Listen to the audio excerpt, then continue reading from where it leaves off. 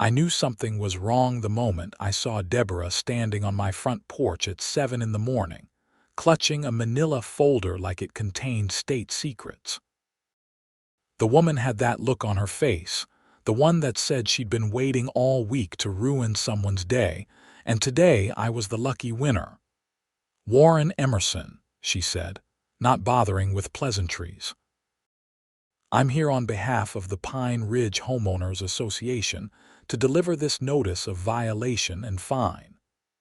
I stood there in my thermal undershirt and jeans, coffee mug in hand, trying to process what she'd just said.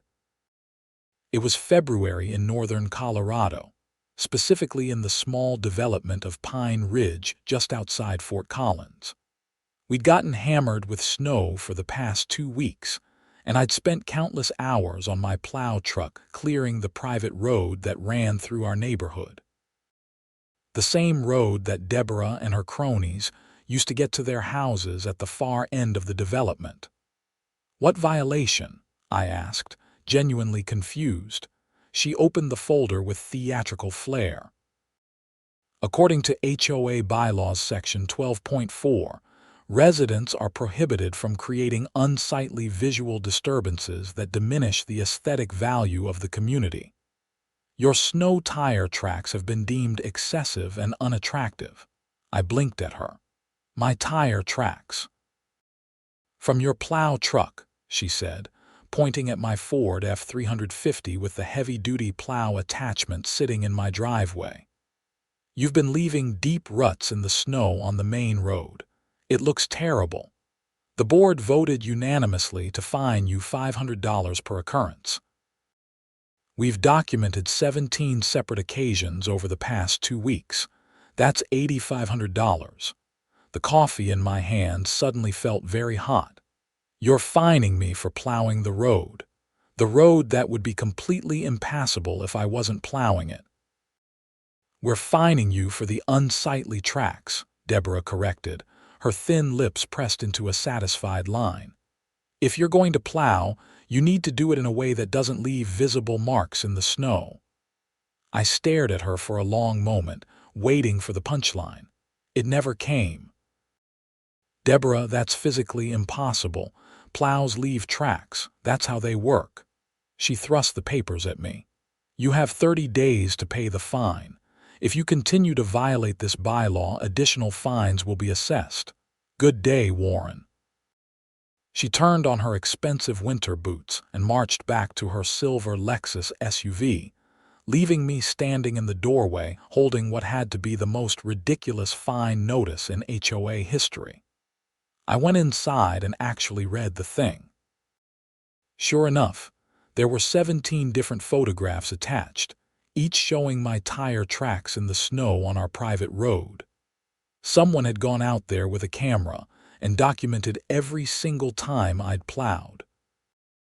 The dates and timestamps were all there, most of them early morning or late evening when the snow had been coming down hardest. My phone rang.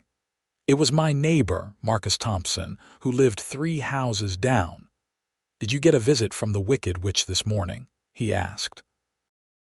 $8,500 for plowing the road, I said. "You're kidding." "I wish I was." Marcus let out a long whistle. "That's insane even for Deborah. What are you going to do?" That was the question, wasn't it? I'd moved to Pine Ridge 3 years ago after my divorce, looking for a quiet place to rebuild my life. I worked as an independent software consultant, which meant I could live pretty much anywhere with decent internet. The house was perfect, the location was great, and for the first 2 years, the HOA had been relatively hands-off. Then Deborah Morrison got elected as board president. She was 52 years old, recently retired from some middle management position, and had apparently decided that her life's purpose was to make everyone else miserable through aggressive enforcement of every petty rule she could find or invent. She'd moved to Pine Ridge 4 years ago with her husband, Gerald, who seemed like a decent enough guy but had clearly given up trying to reason with his wife years ago. "I don't know yet," I told Marcus, but I'm not paying $8,500 for doing everyone a favor. Good luck, man. Let me know if you need anything. After we hung up, I sat down at my computer and pulled up the HOA bylaws. I'd signed them when I bought the house, but, like most people, hadn't really read them thoroughly. Now I went through every page, looking for anything that might help me fight this ridiculous fine. Section 12.4 did exist, but it was vaguely worded and clearly meant to prevent things like leaving broken-down cars on your lawn or painting your house neon colors. Applying it to snow tire tracks was a stretch so absurd it had to be intentional harassment. But here's what I also found. Nowhere in the bylaws did it say that any resident was required to plow the private road. The HOA was responsible for snow removal, but they'd never actually arranged for it. When I'd moved in during summer, I hadn't thought about it. Come that first winter, I'd quickly realized that if we wanted the road passable, someone would have to handle it. I had the truck and the plow already, leftover from when I'd lived on a ranch property before my marriage. So I just started doing it. No one had asked me to. No one had offered to pay me. I just did it because it needed doing and I had the equipment. Everyone else in the neighborhood benefited from it, Deborah and her board members included. An idea started forming in my mind. It wasn't a nice idea, but then again, an $8,500 fine for tire tracks wasn't nice either. I called my lawyer, Janet Chen, who I'd worked with during the divorce. She listened to the whole story, asked me to email her the documents, and called me back an hour later. "Warren, this is absurd," she said. "But technically, if the bylaw exists and the board voted to enforce it, they can assess the fine. You can challenge it, but that means going through their internal appeals process first, and if Deborah controls the board, good luck with that." What if I just stopped plowing? There was a pause. You're not obligated to plow. If you want to stop, that's entirely your right. But make sure you document everything. Save all communications. If they try to retaliate, we'll need evidence. Got it? Warren, be careful. HOA disputes can get ugly. It's already ugly, I said. That afternoon, I sent an email to the entire HOA board. I kept it professional and factual. I stated that I'd received the fine notice, that I disagreed with the assessment, and that I would be filing a formal appeal. I also stated that, effective immediately, I would no longer be providing snow removal services for the community's private road, as my attempts to help had resulted in financial penalties rather than appreciation. I copied every homeowner in the development on the email.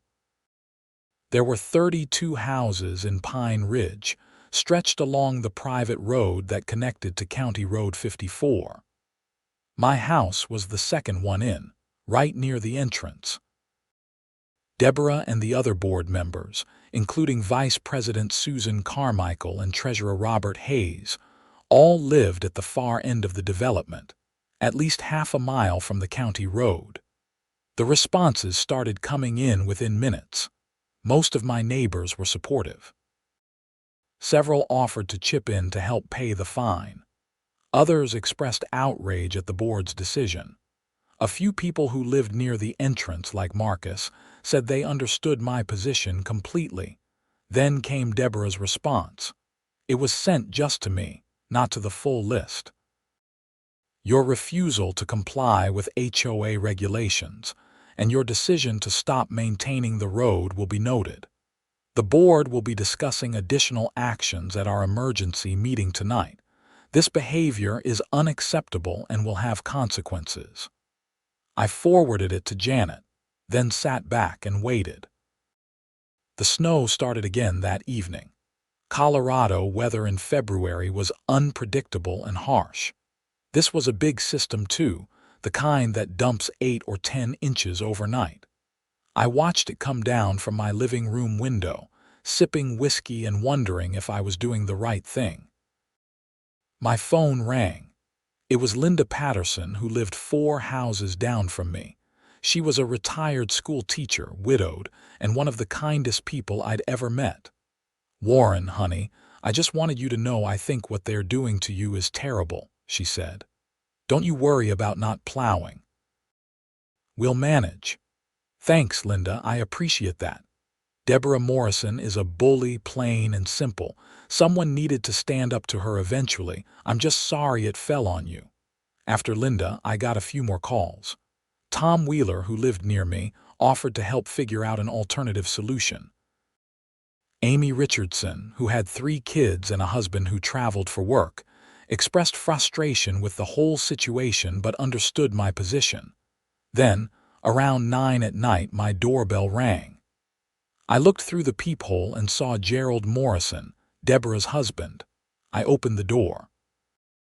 Gerald looked uncomfortable, his hands shoved in his coat pockets.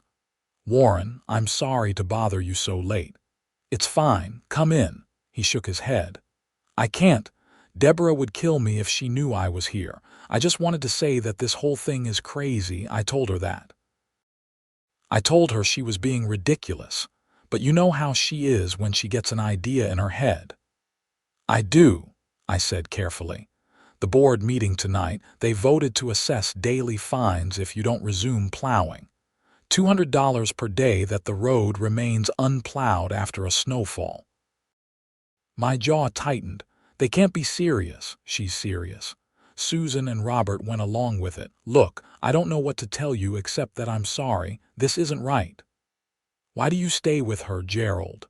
The question came out before I could stop it. He gave me a sad smile. 30 years of marriage, son. You don't just walk away from that even when you probably should. Anyway, I wanted to warn you. Good night." He trudged back through the falling snow to his car and drove away. I stood in the doorway, watching the snow accumulate.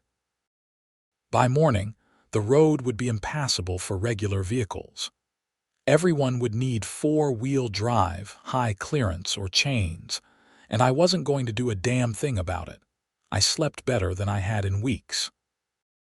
The next morning, I woke to 14 inches of fresh powder and a string of angry text messages. Most were from Deborah and the board members, demanding that I clear the road immediately. A few were from neighbors who were stuck and trying to get to work. I responded to the neighbors individually, expressing sympathy but explaining the situation. I didn't respond to the board at all. By noon, most of the development was gridlocked. People with SUVs and trucks could make it out, slowly and carefully. Anyone with a sedan was stuck until the snow melted or they called a professional service. Deborah called me 17 times. I didn't answer. Finally, she showed up at my door again, this time with Susan Carmichael in tow. Susan was 48, blonde, and usually played the role of Deborah's yes woman. "Warren, this is unacceptable," Deborah said the moment I opened the door. "People can't get to work. You need to plow this road right now." "No," I said simply. "We can fine you $200 per day." "Go ahead. Add it to the $8,500 I'm not paying." Susan stepped forward. "Warren, be reasonable. We can discuss the original fine. Maybe we can work something out." "Here's what's going to happen," I said, keeping my voice level. "You're going to void the original fine completely. You're going to issue a formal apology to me and the community for this absurd overreach. And you're going to acknowledge in writing that residents who voluntarily provide services to the community should be thanked, not penalized. Do that, and I'll consider plowing again." Deborah's face went red. "We will do no such thing. The board's decision stands. If you don't plow this road by the end of the day, we'll be forced to take legal action." "My lawyer would love that," I said. "Enjoy your walk home." I closed the door. Through the window, I watched them struggle back down the snowy driveway to Susan's Mercedes, which slipped and slid trying to navigate the unplowed road. The rest of the week was chaos. Another 4 inches fell on Wednesday. The county plows kept County Road 54 clear, but our private road became increasingly difficult to navigate. People started parking at the entrance and walking to their houses. Others called private snow removal companies, but getting service to just 1 or 2 houses was expensive and inefficient. The board sent out an email Thursday saying they'd hired a professional service to plow the entire development. The cost would be assessed equally to all homeowners as a special assessment, $500 per household. That caused an uproar.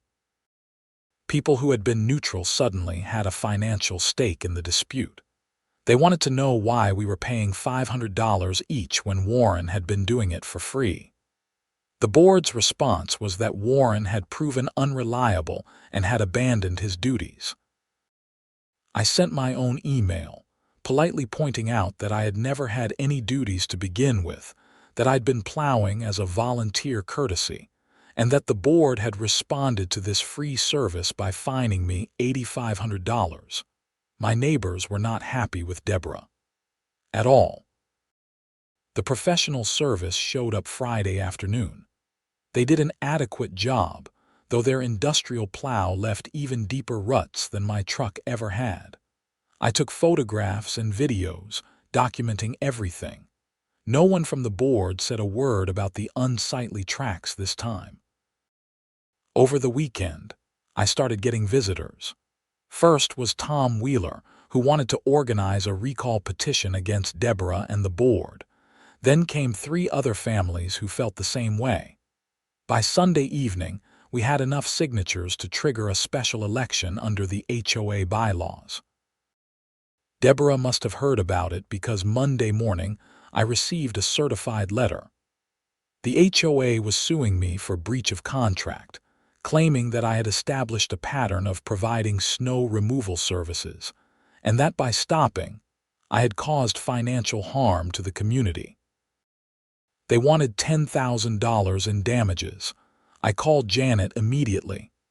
"They're reaching," she said after I read her the letter. "There was no contract, implied or otherwise. You volunteered. You stopped volunteering when they started fining you for it. This is retaliatory and probably won't survive a motion to dismiss." "Probably. Law is never certain, Warren, but I like our chances. Let me file a response. In the meantime, keep documenting everything." The special election was scheduled for 3 weeks out.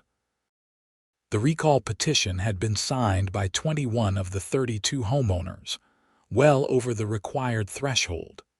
Deborah, Susan, and Robert would all face recall votes. The board fought back by sending out a letter claiming that the recall was orchestrated by a resident who had violated community standards and refused to fulfill his obligations. They didn't name me directly, but everyone knew who they meant. It backfired spectacularly. More people got angry. The private Facebook group for Pine Ridge Homeowners became a war zone. Deborah's few remaining supporters tried to defend her, but they were overwhelmed by residents who were sick of the constant fines, the petty enforcement, and the hostile atmosphere she'd created. Then something happened that changed everything. It was a Tuesday night, 11 days after I'd stopped plowing. Another storm system had moved in, dropping 6 more inches. The professional service had been scheduled to come that morning but never showed up. Apparently, the board had forgotten to pay them after the first service, and the company had refused to return until payment was received. I was working late in my home office when I heard shouting outside. I looked out the window and saw Marcus running up my driveway. I opened the door before he could knock. "What's wrong?" "It's Amy Richardson," he said, breathing hard. "Her son had an accident at home, cut himself badly. She called 911, but the ambulance can't get down the road. Too much snow and ice. They're stuck at the entrance." I didn't hesitate. "I'll get my truck." I grabbed my keys and jacket and ran to the garage. The plow truck started with its usual diesel rumble. I backed out and headed toward the entrance, plow down, moving as fast as I safely could. The ambulance was indeed stuck, its rear wheels spinning in the deep snow about 100 yards from the county road. I went around them, plowing a clear path as wide as I could make it. Then I circled back and plowed a path all the way to Amy's house. The paramedics followed in the ambulance. Amy's son, Jake, who was 9 years old, had apparently been helping his mom in the kitchen and had grabbed a knife that slipped and cut his forearm deeply. It was serious but not life-threatening, as long as he got proper medical attention. They loaded him into the ambulance. Amy climbed in with him, tears streaming down her face. She looked at me through the window and mouthed, "Thank you." I plowed them all the way back to the county road and watched the ambulance drive away, lights flashing. Then I plowed the entire development, every single stretch of road. I worked for 3 hours in the dark and cold, making sure everyone could get in and out safely. When I finally got home, there were cars lined up along the road. People had come out of their houses. As I drove past in my truck, they stood there and clapped. Some of them called out, "Thank you." Linda Patterson was crying. Deborah was nowhere to be seen. The next morning, the story about Jake Richardson's accident and my plowing to help the ambulance had spread through the entire development. The Facebook group exploded with posts praising my actions and condemning the board for creating a situation where emergency services had been impeded. Someone pointed out that if Jake's injury had been even more serious, if minutes had mattered more than they did, the board's petty fine could have contributed to a tragedy. That perspective shifted the conversation from HOA politics to genuine safety concerns. By Thursday, 3 things happened in rapid succession. First, Susan Carmichael resigned from the board, posting a public apology on the Facebook group. She said she'd let Deborah bully her into going along with decisions she didn't agree with, and that the fine against me had been wrong from the start. She announced she'd be voting for new leadership in the recall election. Second, the local news picked up the story. A reporter from a Fort Collins television station showed up at my house asking for an interview. I was reluctant at first, but Janet advised that public exposure might actually help our case. So I talked to them, explained the situation, showed them the fine documents and the photographs of the tire tracks. The story aired that evening. HOA fines volunteer snow plower thousands, nearly blocks ambulance was the headline. It painted Deborah and the board in a very unfavorable light. The station included interviews with several of my neighbors, including Amy Richardson, who tearfully explained that her son might not have gotten help in time if I hadn't intervened. The story went viral online. Suddenly, Pine Ridge HOA was nationally famous for all the wrong reasons. Third, and most importantly, I received a call from the HOA's insurance company. They were very concerned about the liability implications of the board's actions. If something serious had happened because the road was impassable, the HOA could have been sued. The fact that the board had actively discouraged the person who'd been maintaining the road made things even worse from a liability standpoint. The insurance representative, a woman named Patricia, was very professional but very firm. "Mr. Emerson, I want you to know that we've advised the board to rescind all fines against you and to issue a formal apology. We've also recommended that they establish a formal snow removal policy going forward. If they don't comply with our recommendations, we may need to reconsider their coverage." "I appreciate you calling," I said. "We insure a lot of HOAs, Mr. Emerson. Most of them are reasonable organizations trying to maintain their communities. Every once in a while, we get a board that goes rogue. When that happens, we have to step in. I'm sorry you've had to deal with this." The recall election was held the following Tuesday. It wasn't even close. Deborah, Susan, and Robert were all removed by overwhelming margins. Susan's resignation and apology had probably saved her reputation, but not her position. Robert hadn't said much through the whole ordeal, just gone along with Deborah, and the community voted him out for his passivity. A new board was elected. Tom Wheeler became president. Linda Patterson agreed to serve as vice president. The treasurer position went to Jennifer Martinez, an accountant who lived near the middle of the development. Their first official action was to void all fines against me. Their second was to issue a public apology and thank me for my years of volunteer service. Their third was to establish a formal snow removal budget and ask if I'd be willing to continue plowing under a proper contract with fair compensation. I agreed. We settled on a reasonable rate per plowing event, with the HOA also covering fuel and maintenance costs. It worked out to about $3,000 for the winter season, which was far less than the special assessments everyone had paid for the professional service. The lawsuit Deborah had filed on behalf of the HOA was dropped as one of the new board's first actions. My legal fees, which Janet had been tracking, came to about $2,500. The new board voted to reimburse me from HOA funds, with the cost covered by reducing the inflated legal budget Deborah had established. But the story wasn't quite over yet. About 3 weeks after the election, I got a visit from Detective Sarah Vaughn of the Larimer County Sheriff's Office.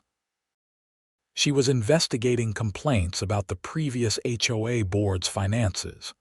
"Mr. Emerson, I'm not here about you," she assured me as we sat in my living room, "but I do need to ask some questions about the former board's activities." "Of course. What's going on?" When the new board took over, they started reviewing the HOA's financial records. They found some significant discrepancies. Money that should have been in the reserve fund wasn't there.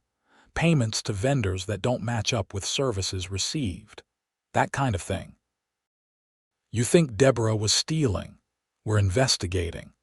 I can't say more than that right now. But if you have any documentation related to fines you were assessed, payments you made or didn't make, correspondence with the board about financial matters, anything like that, it could be helpful." I provided everything I had. The fine notices, the email correspondence, the certified letters, all of it. Detective Vaughn thanked me and left. The investigation took 2 months. During that time, life in Pine Ridge slowly returned to normal. We had a couple more significant snowfalls, and I plowed them without incident. People waved when they saw me. The atmosphere in the community shifted from hostile and tense to neighborly and cooperative. The new board actually did good work. They organized a community cleanup day for spring. They renegotiated contracts with the landscaping company and saved everyone money. They updated the bylaws to remove vague and overly restrictive rules. In April, Detective Vaughn called me again. "I thought you'd want to know. We're filing charges against Deborah Morrison for theft and embezzlement. She'd been diverting HOA funds into a personal account for almost 2 years. We're talking about nearly $60,000. $60,000. I couldn't believe it.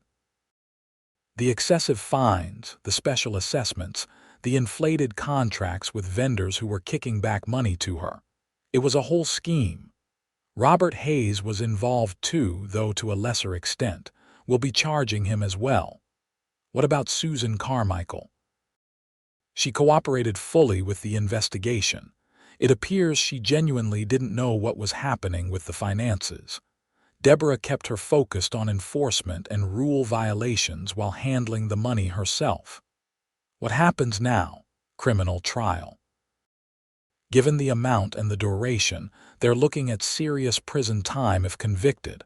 I'll keep you updated." The news spread through Pine Ridge like wildfire. People were shocked, angry, and in some cases, not that surprised.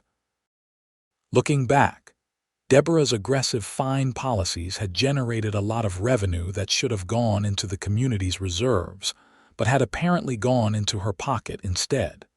Gerald Morrison filed for divorce 3 days after the charges were announced. I felt bad for him, but I also understood. He'd stood by her through the HOA mess, but stealing from the community was a bridge too far. The trial happened in September. I attended several days of it, along with many of my neighbors. The prosecution laid out a detailed case showing how Deborah had systematically stolen from the HOA, using her position as board president to hide her activities.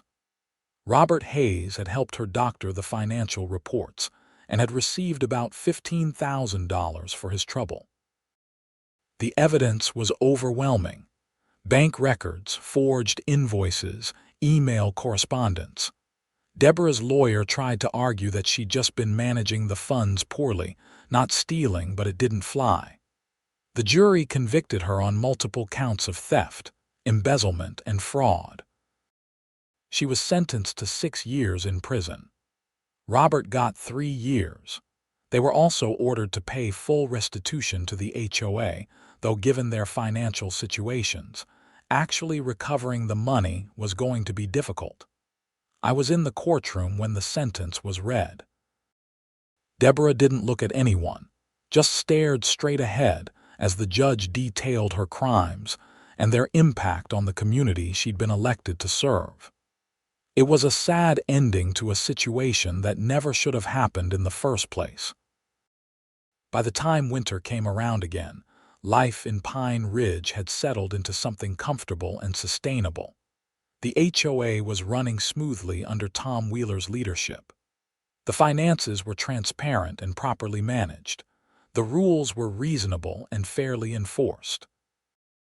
And when the first big snow of the season hit in late November, I was out there with my plow truck at 5 in the morning, clearing the road so my neighbors could get to work safely. This time, though, I was doing it as a properly compensated contractor, with a formal agreement and the community's genuine appreciation. Marcus came over for beers one Saturday in December, and we sat in my garage watching the snow fall. "You know," he said, "this whole thing could have been avoided if Deborah had just said thank you instead of looking for a reason to fine you." "Some people can't help themselves," I said. "They get a little bit of power and it goes straight to their heads." "Think you'll ever run for the board yourself?" I laughed. "Not a chance. I'm happy to plow the roads and stay out of the politics." "Fair enough."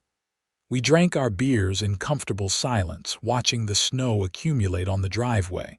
My phone buzzed with a weather alert. "Another 6 to 8 inches expected overnight." "Guess I'll be up early tomorrow," I said. "Everyone appreciates it, man. You know that, right?" "I do." And I did. The difference between this winter and last winter was night and day.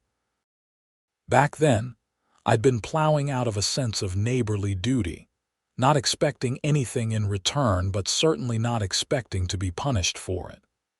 Now I had a fair contract, proper compensation, and most importantly, a community that actually functioned like a community instead of a dictatorship.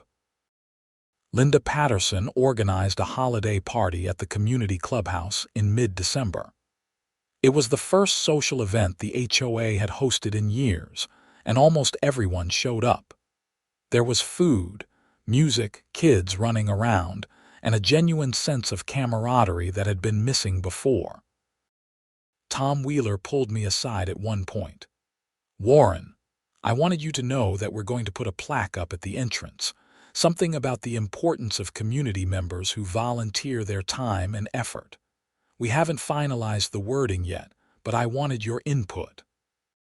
"That's not necessary," I said. "Maybe not, but we want to do it. What happened last year, it was a wake-up call for all of us. We can't take people for granted. We can't let petty tyrants take over our community, and we need to remember that HOAs are supposed to help, not hurt." "I appreciate that, Tom." The plaque went up in January, right at the entrance to Pine Ridge where everyone would see it coming in. It read, "A community thrives when neighbors help neighbors. Thank you to all residents who volunteer their time, skills, and effort to make Pine Ridge a better place to live." It wasn't specifically about me or the snow plowing situation, but everyone knew. And it was a good reminder, not just for our community but for any HOA, about what really matters. Spring came eventually, as it always does in Colorado. The snow melted, revealing the brown grass and dirty remnants of winter. My plow truck went back into the garage where it would sit until next season. I got back to my regular work routine, consulting for various tech companies and enjoying the quiet mountain life. Amy Richardson stopped by one afternoon with Jake, who was fully healed from his accident. She brought homemade cookies and a card signed by her whole family. "I never properly thanked you," she said. "When Jake got hurt, I was so scared, and when that ambulance couldn't get through, I thought—" She didn't finish the sentence. "He's okay," I said. "That's what matters. But if you hadn't been there, if you hadn't acted so quickly—" She shook her head. "I know the whole HOA thing was about more than just that night, but for me, that night was everything. You saved my son. The paramedics saved your son. I just plowed some snow. You did more than that, Warren. You showed everyone what being a good neighbor really means." After they left, I sat on my porch and looked out at the development. Kids were riding bikes on the now clear roads. People were working in their yards, getting ready for the growing season.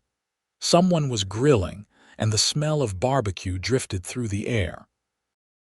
It was everything a neighborhood should be. Peaceful, friendly, safe.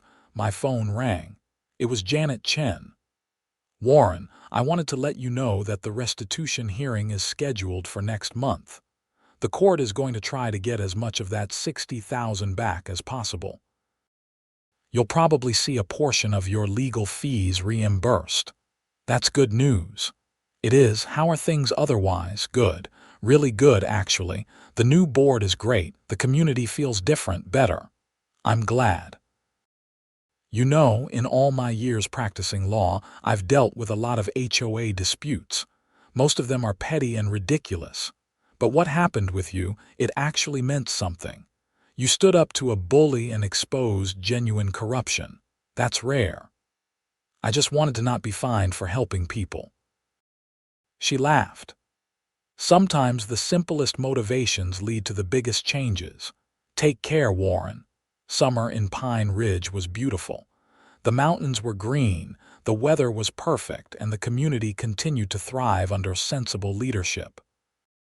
The new board implemented several improvements that had been needed for years, but that Deborah had ignored while she was busy stealing money and harassing residents. They repaved part of the private road that had been deteriorating. They updated the playground equipment at the small park near the center of the development. They organized a neighborhood watch program and a community garden where people could grow vegetables. I helped with the garden project, using my truck to haul soil and supplies. It felt good to contribute in different ways, to be part of something positive. In August, Gerald Morrison stopped by. I hadn't seen him since the trial. He looked older but also somehow lighter, like a weight had been lifted. "Warren, I wanted to apologize," he said. "For everything Deborah put you through. I should have stopped her. I should have done something. Gerald, you're not responsible for her actions. I enabled them by not speaking up. I was weak. I didn't want to deal with the conflict at home, so I just let her do whatever she wanted. And you suffered for it. A lot of people did. What are you going to do now?" "I'm moving to Denver," he said. "Fresh start. My daughter lives down there with her family. I'm going to be closer to my grandkids, try to rebuild some of what I lost these past few years." "That sounds good." "It does, doesn't it?" he smiled. a genuine smile I'd never seen from him before. Anyway, I wanted to say I'm sorry and thank you. Thank you for what? For standing up to her. I couldn't do it, but you did. And you probably saved this community in more ways than one. We shook hands and he left. I never saw him again, but I heard through the neighborhood grapevine that he was doing well in Denver, enjoying retirement and spending time with his grandchildren. The restitution hearing happened in September, a year after the trial. The court had managed to recover about $35,000 of the $60,000 Deborah and Robert had stolen. It wasn't everything, but it was significant. The money was returned to the HOA's reserve fund, putting the community's finances back on solid ground. My legal fees were fully reimbursed, and the HOA board voted to give me a bonus for my continued snow removal services, a gesture I appreciated but hadn't expected. Life moved on. Seasons changed. Pine Ridge continued to be a good place to live, a real community where people looked out for each other and worked together to solve problems. When winter came around again, I was ready. The plow was serviced and attached to my truck. The first snow fell on a Tuesday night in early November, and I was out there at dawn, clearing the roads just like always. But this time was different. This time, as I drove through the development, people came out and waved. Kids held up signs saying, "Thank you, Warren." Linda Patterson stood in her driveway with a thermos of coffee, flagging me down for a quick break and a warm drink. This was what community was supposed to feel like. Not rules and fines and petty power plays, but neighbors helping neighbors. People contributing what they could when they could, because it was the right thing to do. I thought about Deborah sometimes, sitting in prison for a few more years, her life completely derailed by greed and a need to control others. It was sad, really. If she'd channeled that energy into actually helping people instead of dominating them, she could have been remembered as a great community leader. Instead, she was remembered as a cautionary tale. The Pine Ridge HOA story made it into several articles and blog posts about HOA overreach and corruption. We became an example of what can go wrong when boards aren't held accountable, but also of what can go right when a community comes together to fix problems. People from other developments reached out to me sometimes, asking for advice about their own HOA issues. I always told them the same thing. Document everything, know your rights, don't be afraid to stand up for yourself, and remember that HOAs are supposed to serve the community, not rule it. By the time Christmas rolled around, I'd been plowing for 2 months of the new season without a single complaint, fine, or issue. Just regular payments, regular maintenance, and regular appreciation from my neighbors. The community party that year was even bigger than the previous one. More people came.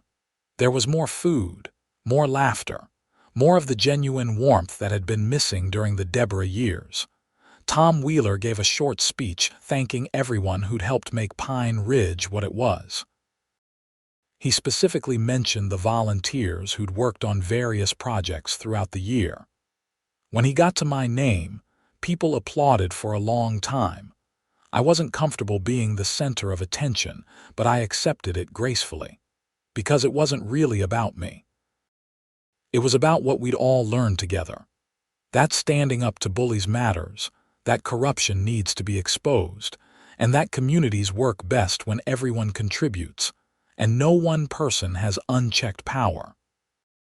As the party wound down and people started heading home through the lightly falling snow, Marcus walked out with me. "You ever regret it?" he asked. "The whole fight with Deborah, the drama and stress." I thought about it for a moment. "No, I mean, I wish it hadn't been necessary. I wish she'd just been a reasonable person. But do I regret standing up for myself and exposing what was happening? Not at all. Good. Because you made a real difference, man. This place is so much better now." We stood there in the parking lot, watching the snow fall on the well-plowed roads, on the nicely maintained common areas, on a community that had been broken and was now healed. "Yeah," I said, "it really is." I drove home slowly, enjoying the winter evening. My house was warm and welcoming. I had good neighbors, a fair HOA board, and a sense of belonging that had been worth fighting for. The next morning, when the alarm went off at 5, and I saw that another 6 inches had fallen overnight, I got up without complaint. I made coffee, put on my heavy coat and gloves, and went out to the garage. The plow truck started with its familiar rumble. I let it warm up for a few minutes while I finished my coffee and watched the pre-dawn darkness slowly give way to gray morning light. Then I backed out of the garage and started plowing, up one street and down another, past Linda's house and Tom's house and Amy's house and Marcus's house, past the community clubhouse and the playground and the little park, all the way to the back of the development and then back to the front. It took about 2 hours to do the whole place properly. By the time I finished, the sun was up and people were starting their days. Cars backed out of driveways onto clear roads. Kids waited for school buses on cleared sidewalks. Life went on, made easier by something as simple as plowed streets. I pulled back into my garage, shut off the truck, and went inside to start my workday. My consulting business was going well. I had several ongoing clients and was making good money. Life was stable and predictable and good. But as I sat down at my computer and opened my email, I realized that the snow plowing situation had taught me something important. Sometimes the simplest acts of service become battlegrounds for bigger principles. Sometimes standing up for yourself means standing up for everyone. And sometimes the right thing to do is also the hardest thing to do, but you do it anyway because that's what defines character. I never set out to be a hero or a whistleblower or a community activist. I just wanted to help my neighbors get to work safely during the winter. But when that simple act of service was met with hostility and greed, I had a choice: back down or stand firm. I stood firm and everything changed, not just for me but for 32 families in a small development outside Fort Collins, Colorado. For a community that learned to value volunteers instead of punishing them. For a neighborhood that replaced corruption with accountability and tyranny with democracy. It started with tire tracks in the snow and an outrageous fine. It ended with justice, restitution, and a community transformed. And every winter morning when I climb into that plow truck and clear the roads, I remember why it mattered. Not because of the money or the recognition or even the principle of the thing, but because communities work when people care about each other. When they contribute without expectation of reward, but with confidence that their efforts will be appreciated, not exploited. That's what I learned from my war with the Pine Ridge HOA. That's what Deborah Morrison never understood, sitting now in a prison cell paying for her crimes. That's what every HOA board in America should remember. You're there to serve the community, not to rule it. To facilitate cooperation, not to create conflict. To appreciate volunteers, not to fine them for imaginary violations. It's a simple lesson, but apparently one that needs to be learned over and over again. I'm just glad that in Pine Ridge, we finally learned it for good. The years that followed were peaceful. The HOA continued to function well under rotating leadership. Tom served as president for 2 years before handing it off to Jennifer Martinez. Linda stayed on as vice president because everyone loved her, and she had good judgment about community matters. I continued plowing through several more winters, always under fair contracts, always with appreciation. Eventually, as I got older and thought about maybe retiring to someplace warmer, the community hired a full-time professional service. But they did it the right way, with competitive bids and transparent decision-making and proper budgeting. The plaque at the entrance remained, a permanent reminder of what we'd been through and what we'd learned. New residents moving into Pine Ridge would ask about it, and their neighbors would tell them the story. Some versions were more dramatic than others, but the essential truth remained. A community had almost been destroyed by petty tyranny and had saved itself through collective action and basic decency. As for me, I stayed in Pine Ridge for another 8 years before finally selling my house and moving to Arizona. By then, I was in my late 50s and ready for a change. The new owners of my house were a young couple with a baby, full of excitement about their first home. "The neighborhood seems really nice," the husband said during the final walkthrough. "It is now," I said. "Wasn't always, but it is now." "What do you mean?" I smiled. "Ask your neighbors. They'll tell you. Just remember, HOAs can be good things if they're run by good people for good reasons. Never let anyone turn them into personal fiefdoms." He looked confused, but his wife nodded like she understood. On my last day in Pine Ridge, several neighbors threw me a going-away party. It was casual, just people stopping by throughout the afternoon to say goodbye and wish me well. Linda brought a photo album she'd made documenting my time in the community, full of pictures I'd never seen before. Plowing in snowstorms, helping with the community garden, the various holiday parties and summer barbecues. "You were important to this place," she said, hugging me goodbye. "Don't ever forget that." "I won't." Marcus and Tom were the last to leave. We stood in my empty living room, our voices echoing off the bare walls. "Take care of yourself, Warren," Tom said, "and thanks for everything. You guys did the real work," I said. "I just plowed some snow and refused to be bullied." "That's enough," Marcus said. "Sometimes that's all it takes." I drove away the next morning, watching Pine Ridge disappear in my rearview mirror. The mountains looked beautiful in the early light. The roads were clear and well-maintained. Kids were riding bikes. People were walking dogs. It was everything a neighborhood should be, and I'd played a part in making it that way, simply by refusing to accept that tire tracks in the snow were worth an $8,500 fine. Sometimes the smallest stands lead to the biggest changes. Sometimes saying no to injustice opens the door to something better. Sometimes all it takes is one person willing to stop doing what's expected and start doing what's right. That was my lesson from the Great Pine Ridge HOA war. That was my gift to a community I'd called home for 11 years. And that was my story, the one I'd tell people when they asked why I had such strong opinions about homeowners associations. Because I'd seen firsthand what happens when they go wrong, and I'd been part of the process of making them right again.